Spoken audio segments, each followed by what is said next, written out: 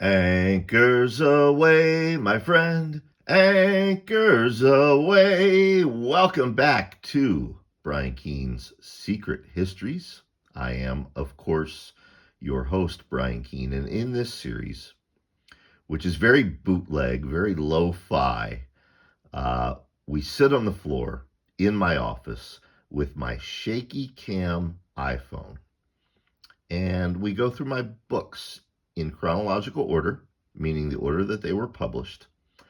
And I talk about them. I talk about where I got the idea, the history of the book, uh, any sort of awards or acclaim it may have gotten, um, its place in our genre's broader history, etc. Today, we are talking about Dead Sea, published in 2007. And this novel was a very important one for me for several reasons.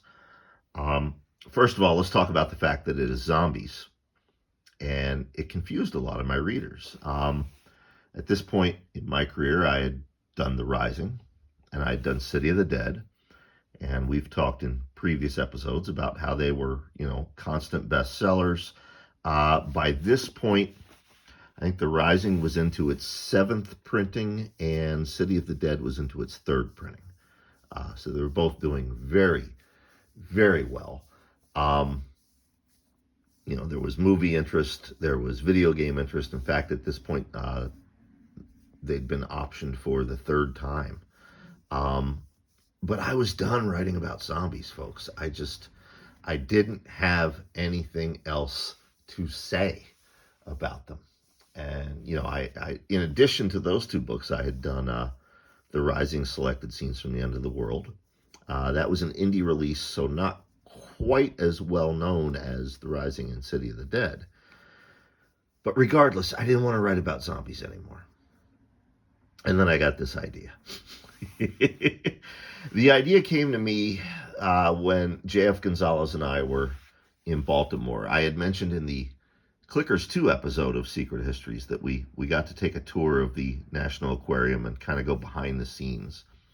Well, during that tour, if you've ever been to Baltimore, there at the Inner Harbor, they have several historic maritime vessels docked, and you can go on board them and tour them as well. And I remember seeing the Coast Guard cutter there, and I thought, if the zombie apocalypse happened right now, Jesus and I could get on board that thing. I'm pretty sure I could get us out to sea. And then I thought, oh, that would be a cool idea. And I realized it wouldn't work in my zombie universe. It wouldn't work when you're facing Ob and the Siquasim, because they can possess the fish, and they could take over sailors from another boat and just chase you, etc. So I thought, what if we went all the way back to 4x4 and that story that Coop and I put in there, Wild Kingdom, where it was an alternate universe Frankie, and instead of the Siquasim, it was that disease called Hamlin's Revenge. What if this novel was set in that world? And boom, I had the idea. I want to talk about the characters a little bit before we get back to why my readers were confused.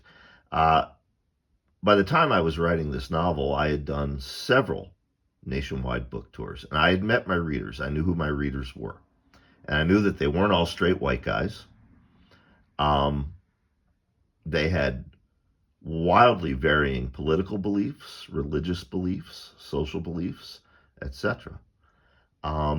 The one thing I kept hearing over and over again from readers was how much they appreciated Frankie, how much they appreciated the character of Kilker in City of the Dead, Sarah in Conquer Worms, Earthworm Gods. And I thought, well, what if instead of secondary characters, I made someone like that my main character? And that's where Lamar came from. A gay black guy. I'm pausing because I'm trying to think of how to say this, because I don't want to sound self-serving. I don't want to sound like I'm tooting my own horn. Um,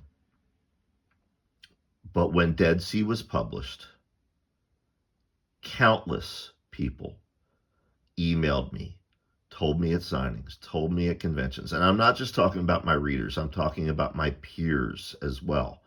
I'm talking about my fellow writers, folks like Rath James White, Maurice Broaddus, um, Jesus. I remember Jesus telling me that it was a good thing what I had done, making a gay black man the star of the book. And I wasn't quite sure I understood why. I knew it was a good thing. I knew I wanted my audience to be represented and reflected. But I think it was Rath.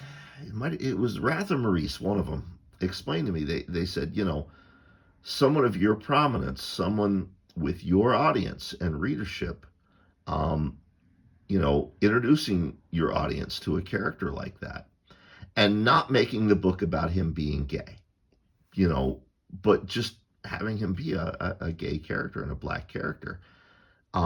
That's important, dude.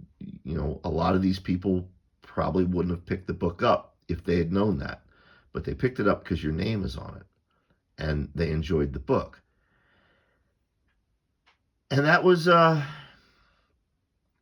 cool. I'm not going to lie. Years later, oh man, like a decade and change later, uh, a young person took me to task on Twitter for writing from the perspective of a gay black character.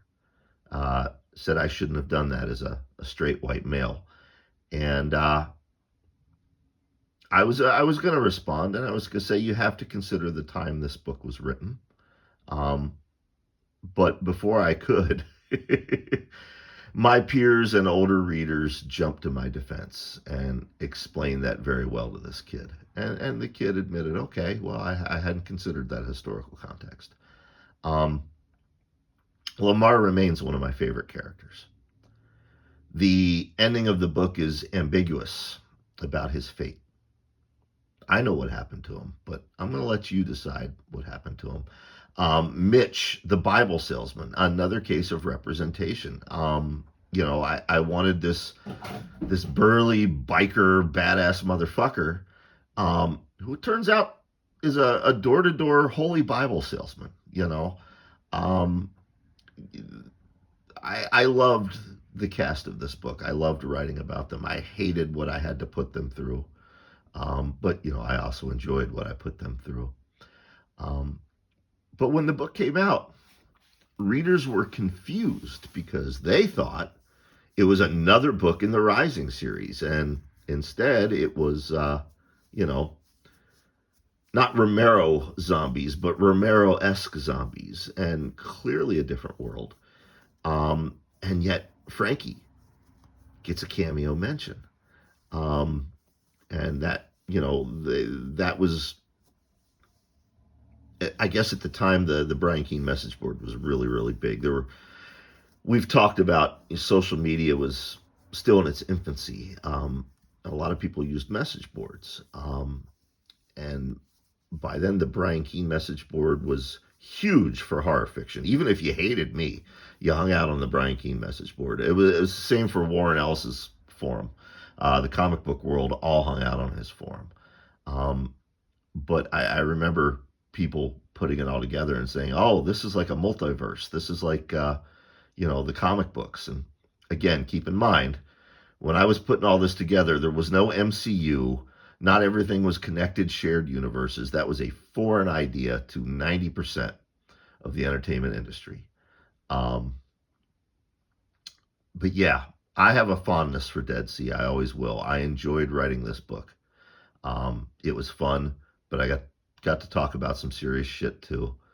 I also got to explore Joseph Campbell, the ideas of Joseph Campbell, which is something I've always been enamored with, and it was fun to bring that to a zombie novel.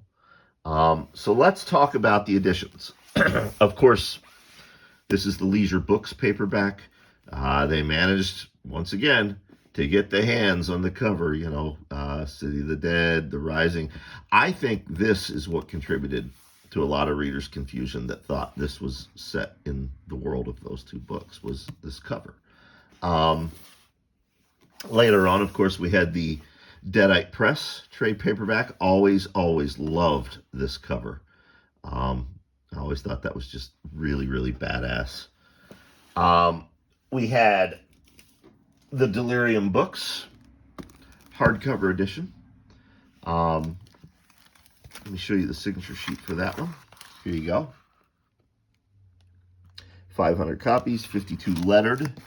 Speaking of the lettered, here it is.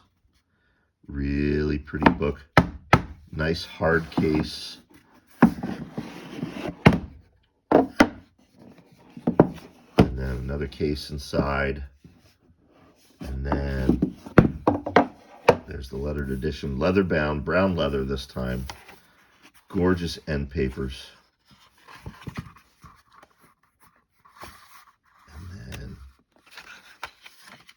There's the signature sheet for the letter. There are numerous foreign editions.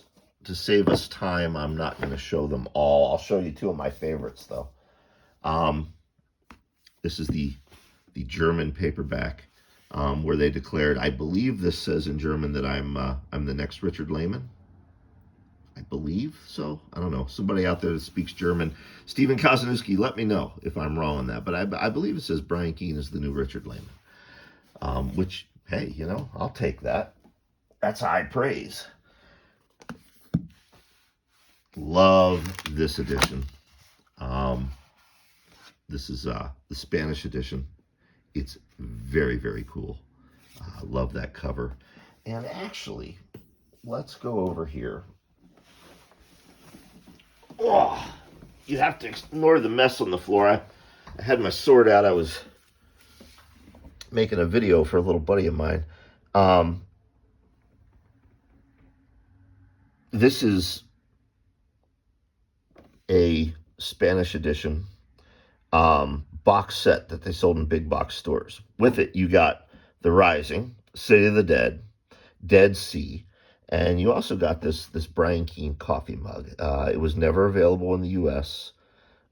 Incredibly hard to find now. I actually need one more for my archives, and I keep trying to track them down, and I can't. If anybody in Spain is watching this, and you have one of these, or you have access to one of these, and you want to send it to me, reach out. We can work something out. You know, I will hook you up.